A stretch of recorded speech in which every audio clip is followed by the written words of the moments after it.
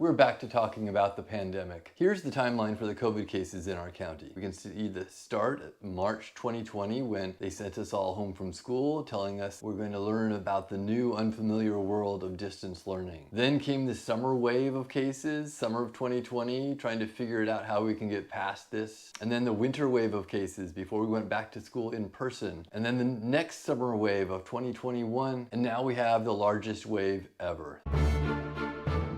Guys, stay safe, get your rest, wash your hands, eat well, express your feelings when you're frustrated about things. Take time to take care of yourself, take care of your balance, make sure you're not overwhelmed with one thing or the other. Be aware of your surroundings. If you're around someone who's sick or looks like they're sick or is coughing, stay away from them. I don't want you getting sick. This week we started a new rule for adults. All adults at the school have to stay 6 feet away from students and other adults. This is to protect the adults from getting sick. Now, I feel like I need to explain this because it raises a lot of questions and a lot of frustrations about why are we doing this. First, we don't want anyone getting sick. I want to lay that out there because I care about you and I care about my colleagues and I care about your families and I don't want any of them to get sick. We don't know a lot about this new variant yet, but we do know that it is more contagious. It's easier to get infected from it from somebody else than the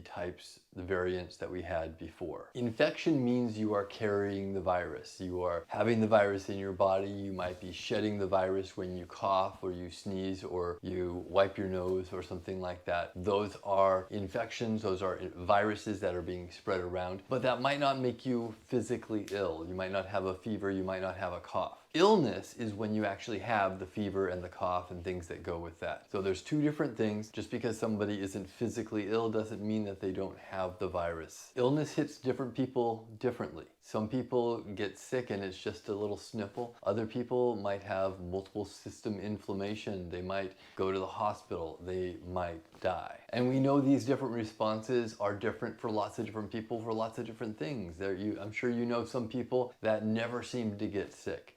And then other people that seem to get sick all the time. We don't want anyone getting sick. And the best way to avoid getting sick is to avoid people getting infected. The best way for people to avoid getting infected is to follow these safety protocols, staying away from people, washing your hands, getting your rest. You might be wondering, if we're vaccinated, why do we need to worry? Being vaccinated helps your body learn how to protect itself. Being vaccinated might mean that you have lesser of an illness than you would have if you were unvaccinated. But if you are exposed to enough of the virus, you are still going to get sick. The vaccine is not a 100% guarantee that you are not going to get sick from the virus. Even vaccinated individuals need to be careful about being exposed to too many viral particles. So this week we're focusing on protecting the adults, keeping them from getting exposed to too much virus and getting sick. Why are we focusing on the adults? The simple reason is that if we keep the adults safe,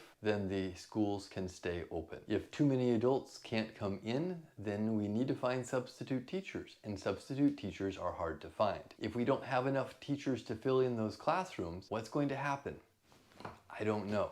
I do know that none of our options would be a good learning environment. We're not trying to go back to distance learning. We want our school to be a safe place to learn, a safe place to be healthy. In order for in-person learning to take place, the school has to remain that safe place. Please help us keep it safe by taking care of yourself and taking care of those around you. Take care, guys.